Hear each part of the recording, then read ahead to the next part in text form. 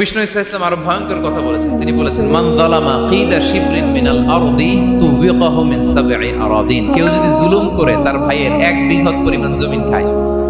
এক বিঘত চেনেন তো? এই যে আমার এই আঙ্গুল থেকে এই আঙ্গুলটা, এটা টান টান করলে যতটুকু জায়গা, এটা বলে এক বিঘত। শিবের আরবিতে বলে শিব। হ্যাঁ, মান যালামা কিদা শিবর। বিষ্ণু বলেন, এই এক শিবর, এক বিঘত জমি যদি কেউ অন্যায়ভাবে জুলুম করে তার ভাইয়ের কাছ থেকে খায়, কিয়ামতের দিন তুবিকা আলাইহি সাবউ আরাদিন, এই ৭ জমিনকে আল্লাহ তাআলা তার ঘাড়ে চাপাবে। খা এবার খা।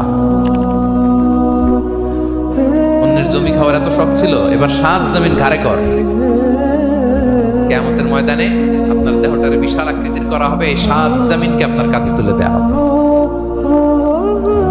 এজন্য আমরা অন্যের রাইটস, অধিকার যেন নষ্ট না করি, কারো উপর যেন জুলুম না করি, কোনোভাবেই না। আমরা নানাভাবে এই জুলুমটা করি। আমরা প্রায় দাদার সম্পত্তি থেকে ফুফুদেরকে বঞ্চিত করি, বাবার সম্পদ থেকে বোনদেরকে বঞ্চিত করি।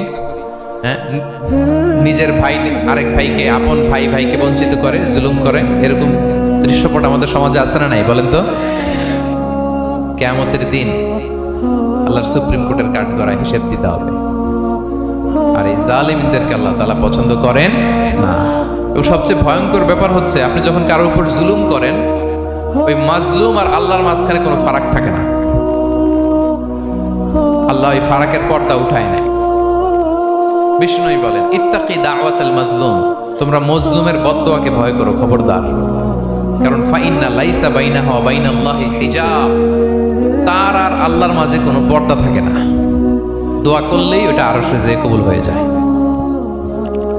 আল্লাহ তাআলার চারিপাশে অনেক পর্দা আছে।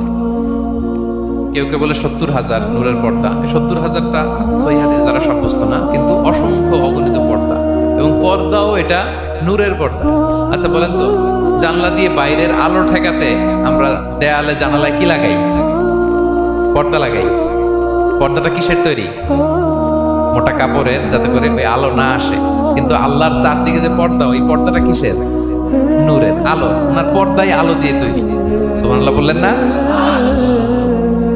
বিষ্ণু বলেন, ইত্তাকি দাওয়াতাল মাজলুম, মজলুমের বদদোয়াকে ভয় করো।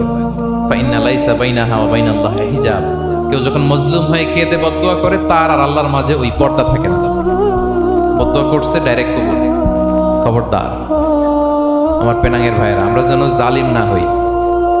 In it's any form, operation in it's any form, যেই কোনো ভাবে, যেই কোনো ক্ষেত্রে, যেই কোনো ধরনের হতে পারে জুলুম। কাউকে আপনি ছোট্ট কোনো কাজে ঠকালেন, বন্টন নীতিতে ঠকালেন, হ্যাঁ, জমি মেরে দিয়ে ঠকালেন, আমানত মেরে দিয়ে ঠকালেন, ইন ইটস এনি ফর্ম যদি জুলুম করে থাকেন, খবরদার।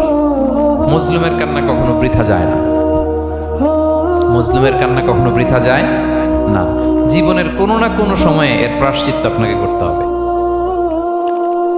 জীবনের কোনো না কোনো সময়ে এর প্রায়শ্চিত্ত করে আপনাকে মরতে হবে।